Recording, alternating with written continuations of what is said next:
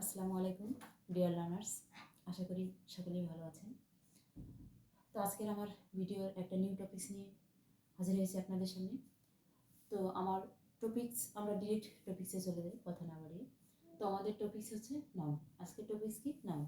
আচ্ছা, আমরা জানি noun is the name of anything, অর্থাৎ নাউন হচ্ছে কোনো কিছুর নাম, সে ব্যক্তি হোক, বস্তু হোক, অর্থাৎ কোনো জিনিসের নাম। ঠিক আছে, এটা মনে রাখতে হবে। তাহলে আমরা মূলত নাউনের অনেক শ্রেণী বিভাজন রয়েছে। তো আমরা আজকে জেনে নেব মূলত নামকে দুই ভাগে ভাগ করছে, প্রধানত দুটি ভাগ, একটি হলো কংক্রিট আর একটি হলো অ্যাবস্ট্রাক্ট। আচ্ছা, কংক্রিট শব্দটা যারা বিজ্ঞান সায়েন্সের স্টুডেন্ট তারা বুঝতে পারে। কংক্রিট শব্দটা কি? কংক্রিট শব্দটা দ্বারা মূলত ইট, পাথর এগুলোকে বোঝায়, তাই না? এই যে ইট, পাথর এই জিনিসগুলোকে একত্রিতভাবে কংক্রিট। আচ্ছা, ইট দেখা যায়, পাথরও দেখা যায়। তো কংক্রিট নামটা হলো এরকম যে জিনিসটা দেখা যায়, স্পর্শ করা যায়। আর অ্যাবস্ট্রাক্টটা হলো যেটা দেখা যায় না, স্পর্শ করা যায় না। ক্লিয়ার? অর্থাৎ আমরা যদি সাধারণত বলে থাকি পঞ্চ ইন্দ্রিয়ের সাহায্যে যেগুলো দেখা যায়, স্পর্শ করা যায়। এখন প্রশ্ন, তোমরা বলতে পারো ইন্দ্রিয় দিয়ে তো আর স্পর্শ করা যায় না, তাই না? তো আমরা সাধারণভাবে বলি যেগুলো দৃশ্যমান, যেগুলোর অস্তিত্ব আছে সেগুলো হলো কংক্রিট, আর যেগুলো দৃশ্যমান না, যেগুলোর অস্তিত্ব নেই, সেগুলো হলো অ্যাবস্ট্রাক্ট। ক্লিয়ার? তো এই যে ইট মাস্ট, আমি লিখেছি যে it must have an existence, আর it has no existence of its own. তাহলে it must have an existence. তাহলে কনক্রিট নাউনের শর্ত কি? এটার এক্সিস্টেন্স থাকবে। মনে রাখবা, পৃথিবীতে ইটের, পাথরের অস্তিত্ব আছে, এটা দেখা যায়, ধরা যায়, তাই না? তাহলে এটাই হলো কংক্রিট নাউন। আর যেটা দেখা যায় না, ধরা যায় না, ছোঁয়া যায় না, এটা হলো অ্যাবস্ট্রাক্ট নাউন। ক্লিয়ার এখন? তো আমরা কিছু উদাহরণ দিই। যেমন আমরা যদি বলি, আচ্ছা আমি যদি বলি পেন, আচ্ছা আমি যদি বলি বুক, আবার আমি যদি বলি ম্যান। আচ্ছা, এই জিনিসগুলো কিন্তু দেখা যায়। পেন দেখা যাচ্ছে, বুক দেখা যায়, ম্যান দেখা যায়, স্পর্শ করা যায়, ধরা ছোঁয়া যায়। তো এগুলোই হলো মূলত কংক্রিট নাউন। আর অ্যাবস্ট্রাক্ট নাউন যেটা ধরা ছোঁয়া যায় না। কংক্রিট নাউন আমরা ইজিলি আইডেন্টিফাই করতে পারি, কিন্তু ভেজাল হচ্ছে অ্যাবস্ট্রাক্ট নাউনে নিয়ে। আসো আমরা এখন ভেজালগুলো দেখে নিই। কেননা পরীক্ষায় আসে, নাউন থেকে তো মাস্ট কোশ্চেন আসবেই, তার মধ্যে নিচের কোনটি কোন নাউন এটা সবচেয়ে বেশি আসে। ঠিক আছে? তো এখন আমরা অ্যাবস্ট্রাক্ট নাউন কীভাবে চিনব সেটার কিছু ক্লু দেখে নিই, মানে কিছু টপিকস দেখে নিই। আচ্ছা দেখো, অ্যাবস্ট্রাক্ট নাউন আমরা কীভাবে বলবো? যদি নাউনের শেষে বা কোনো শব্দের শেষে, ঠিক আছে, আমরা এই যে বর্ণগুলো দেখতেছি না, এগুলো দেখতে পাই, তাহলে বুঝবো ওটা অফকোর্স অ্যাবস্ট্রাক্ট নাউন। অর্থাৎ মনে রাখবে, দেখো কীভাবে, CE CY R Y T Y, CE CY R Y T Y TS. তাহলে CE CY R Y T Y T S.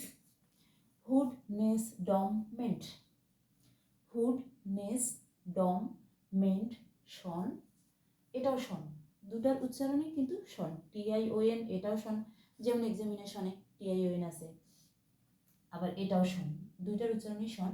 Sheep, ism, age, mony, red, al, ure, on অর্থাৎ ION, tude. এই যে এই বর্ণগুলো আমরা দেখতেছি, মূলত এগুলো আমরা সাফিক্স বলতে পারি। মূলত এগুলো শব্দের শেষে, সাফিক্সটা কি? যে বর্ণগুলো শব্দের, কোন শব্দের শেষে যুক্ত হয় সেগুলোই হলো সাফিক্স। তো যাই হোক, এই সাফিক্সগুলো যদি আমরা দেখি, এই বর্ণগুলোকে যদি কোনো বর্ণের শেষে দেখি, যেমন যদি আমি আচ্ছা শিপ দিয়ে একটা উদাহরণ দিই, যেটা তোমরা সবসময়ই জানো, ফ্রেন্ডশিপ। আচ্ছা, মূল শব্দ হলো কি? ফ্রেন্ড। এটার সঙ্গে যখন আমি শিপ যুক্ত করব, তখন এটা আমার কি হয়ে যাবে? Abstract noun. এই যে দেখো, শিপ আমরা লিখেছি, যে কোনো শব্দের শেষে যদি শিপ থাকে সেটা হবে অ্যাবস্ট্রাক্ট নাউন, তাই না? আবার যদি মনে করো হুড, মাদারহুড, আমরা লিখলাম মনে করো মাদারহুড। মাদারহুড মানে কি? মাতৃত্ব। ফ্রেন্ডশিপ মানে কি? বন্ধুত্ব। আচ্ছা, বন্ধুত্ব জিনিসটা কি দেখা যায়? দেখা যায় না, এটা one kind of quality. Motherhood মাতৃত্ব, মাতৃত্ব বলতে কি? মায়ের একটা গুণ, মায়ের ভালোবাসা, এটাই হলো মাতৃত্ব। তো এই যে যখন আমরা দেখবো লাস্টে শিপ আছে, হুড আছে, এগুলো হবে অ্যাবস্ট্রাক্ট নাউন। ঠিক আছে? আবার যদি মনে করো, আচ্ছা ইউআরই দিয়ে একটা দিই, হ্যাঁ, প্লিজার, PLEASURE।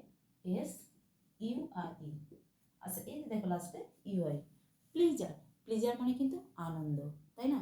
এটা আনন্দটা হয়তো আমরা আনন্দ কীভাবে বুঝবো যে লোকটা একটা হ্যাপি মুডে আছে, এটাই হচ্ছে আনন্দ। তো আসলে এটা কিন্তু হয়তো অনেকে বলতে পারে আচ্ছা হাসি তো দেখা যায়, তাই না, দেখা যাচ্ছে, কিন্তু না, এটা একটা কোয়ালিটি, মানুষের এটা ওয়ান কাইন্ড অফ কোয়ালিটি। সেজন্য এটাকে আমরা কী বলবো, অ্যাবস্ট্রাক্ট নাউন বলবো।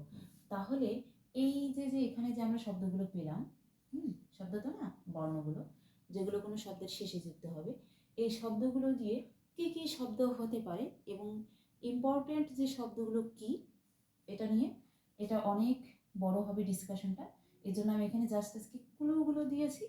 এটা নিয়ে তোমাদের যেমন ধরো সিই নিয়ে কী কী শব্দ হতে পারে, সিওয়াই কোন কোন শব্দের শেষে আসে বা কোন শব্দগুলো বেশি আসে বরাবর, সেই উদাহরণগুলো নিয়ে আমি নেক্সট ভিডিওতে তোমাদেরকে ডিটেলস আলোচনা করব। তারপর এখানে ইম্পর্টেন্ট কিছু আমি অ্যাবস্ট্রাক্ট নাউন দিয়েছি, যেগুলো খুবই ইম্পর্টেন্ট, খুবই আসে।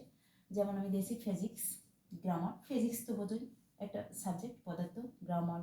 তারপর লাফটার, হাসি। Thought, fear, sleep.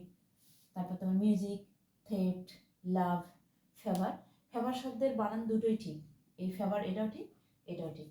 তারপর তোমার goodwill, sympathy, height, discipline, first, walking, air.